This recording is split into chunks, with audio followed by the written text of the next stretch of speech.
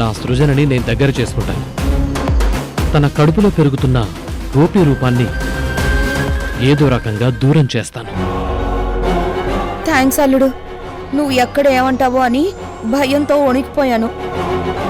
ఇక్కడ మనం ముగ్గురం ఒకటే కాబట్టి బాబు 2 దెబ్బలు కొట్టినా 4 తిట్లు తిట్టినా గదిలో మనం మౌనంగా భరిస్తాం, తర్వాత కలిసే ఉంటాం. కానీ తారకి ఇలాంటి అనుమానం వచ్చింది అంటే ఎందుకు అన్నది మాత్రం అంత తేలిగ్గా తీసుకోకూడదు. ముందు దాని గురించి ఆలోచించండి. అదే ఆలోచిస్తున్నాను.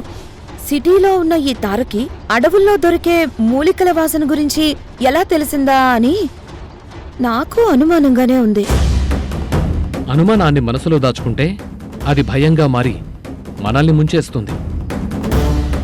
వచ్చిన అనుమానాన్ని ఎంక్వైరీ చేసి తెలుసుకుంటే నిజాలు బయటకొస్తాయి. ముందు ఆ పంచుడు. బాబాయ్, అబ్బాయ్, నువ్వెక్కడికి? వెళ్ళమన్నది వసుదని. నువ్వు మందు కలుపు. నాకింకా కిక్కెక్కలేదు. కిక్కెక్కే వరకు తాగుతూనే ఉంటా. దా బాబాయ్, కూర్చో.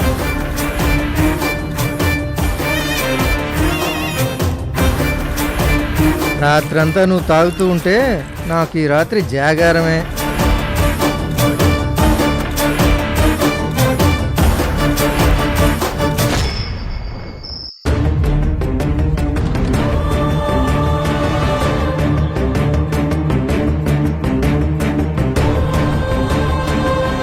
సృజనని నేను హాస్పిటల్ తీసుకొచ్చింది తనకి చెకప్ చేయించడానికి కాదు, అబార్షన్ చేయించడానికి. నా కడుపులో ఉన్న ప్రాణం పోవడానికి మాత్రం నేను ఒప్పుకోను. ఇది నేను మీకు చెప్తున్న మాట కాదు, ఇస్తున్న వార్నింగ్. ఆ విషయంలో మీరు చాలా బాధపడుతున్నారు కదా. అందుకే మీకెవ్వరికీ చెప్పకుండా నేనే సొంతగా ఆలోచించి ఇలాంటి నిర్ణయం తీసుకున్నాను. సృజన కడుపులో పెరుగుతున్న గోపి రూపాన్ని తీసేయాలని అక్కడ కుట్ర జరుగుతోంది.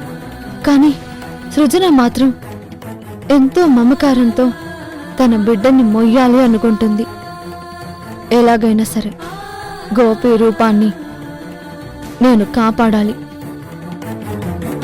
సృజనకి డెలివరీ అయ్యే వరకు తనని కంటికి రెప్పలాగా చూసుకోవాలి. కడుపులో ఉన్న బిడ్డకి ఎలాంటి గండం రాకుండా నేనే జాగ్రత్త తీసుకోవాలి.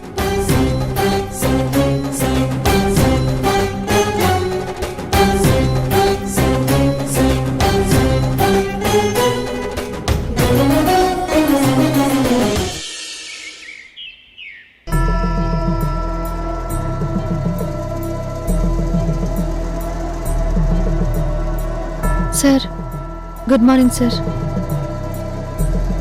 ఏంటి తారా, నువ్వు ఇంకా ఆఫీస్కి వెళ్ళలేదా? ఇక్కడికి వచ్చావు? మీతో ఒక విషయం మాట్లాడాలని వచ్చాను సార్. నేను ఈరోజు ఆఫీస్కి వెళ్ళట్లేదు. నేను సృజన కూడా ఆఫీస్కి రావట్లేదు కదా. అక్కడ వర్క్ ఏమైనా పెండింగ్ ఉంటుందేమో, నువ్వు చూస్తే బాగుంటుంది. నేను ఆఫీస్కి వెళ్ళకపోయినా జరగాల్సిన పని మాత్రం ఎక్కడ ఆపకుండా చేస్తూనే ఉన్నాను. సరే, నాతో ఏదో మాట్లాడాలన్నావు, దేని గురించి? సృజనాని నాతో పాటు మా ఇంటికి తీసుకువెళ్ళాలనుకుంటున్నాను సార్. అదేంటి, తనని మీ ఇంటికి తీసుకెళ్లడం ఎందుకు? నువ్వుంటున్నది కూడా సార్ వాళ్ళ ఇల్లే. అది సార్ ఫామ్ హౌస్. మరి మీ ఇల్లు అంటావేంటి? వసుదా, తను ఎక్కడ ఉంటుందో అది తనిల్లే అవుతుంది. తారా, ఈ నిర్ణయం నువ్వు ఎందుకు తీసుకున్నావో తెలుసుకోవచ్చా? తను ఎందుకు తీసుకున్నా సృజన ఇంటి నుంచి వెళ్ళిపోవడం ఏంటి? అది కరెక్ట్ కాదు కదా. తను ఇక్కడే ఉండాలి. మనం అందరం ఉన్నాం కదా తనని చూసుకోవడానికి.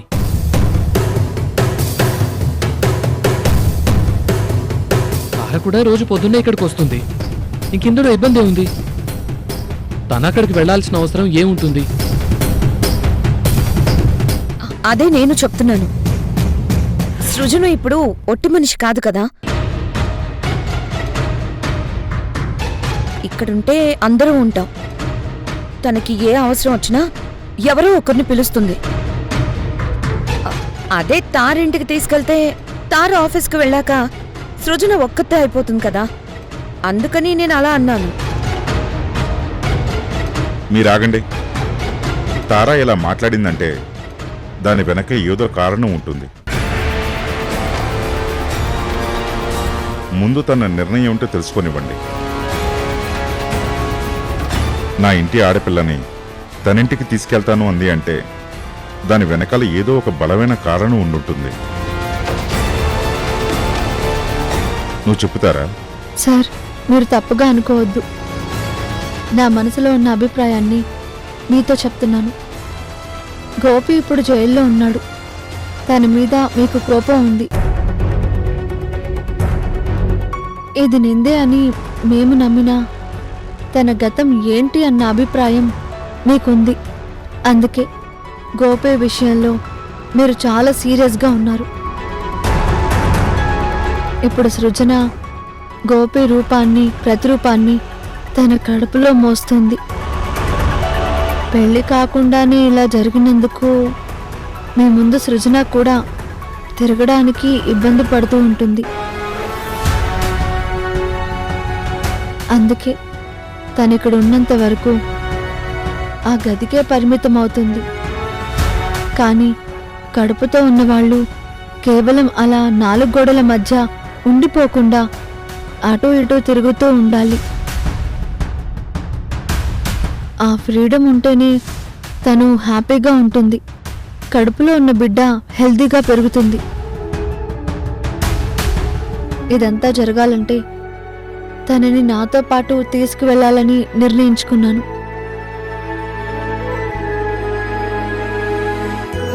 డాడీ, తార మంచి నిర్ణయం తీసుకుంది. నేనక్కడికి వెళ్తాను. అంటే ఏంటి? ఈ ఇంట్లో నీకు ఇబ్బందిగా ఉందమ్మా? ఇబ్బందిగా ఉందని ఫీల్ అవుతున్నావా?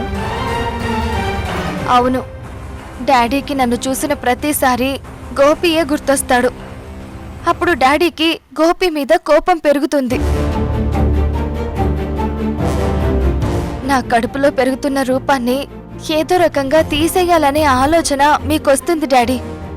అందుకే కదా హాస్పిటల్కి తీసుకువెళ్ళి మీరు అలాంటి ప్రయత్నం చేశారు. కానీ ఒకటి, ఇది నేను మనస్ఫూర్తిగా ప్రేమించిన గోపి రూపం. దానికి నేను జన్మనిచ్చి తీరాలి అంటే నేను తారతో పాటు అక్కడే ఉంటాను. సృజన, నీ నిర్ణయం కరెక్టే కావచ్చు, కానీ మామయ్యతో నువ్వు ఇలా మాట్లాడడం చాలా తప్పు. చూడమ్మా, ఆయన మీ నాన్నగారు నీ మంచి కోసం ఆలోచిస్తారు. నువ్విలా మాట్లాడడం కరెక్ట్ కాదు. నువ్వు ఎక్కడికి వెళ్ళొద్దు, ఇక్కడే ఉండు.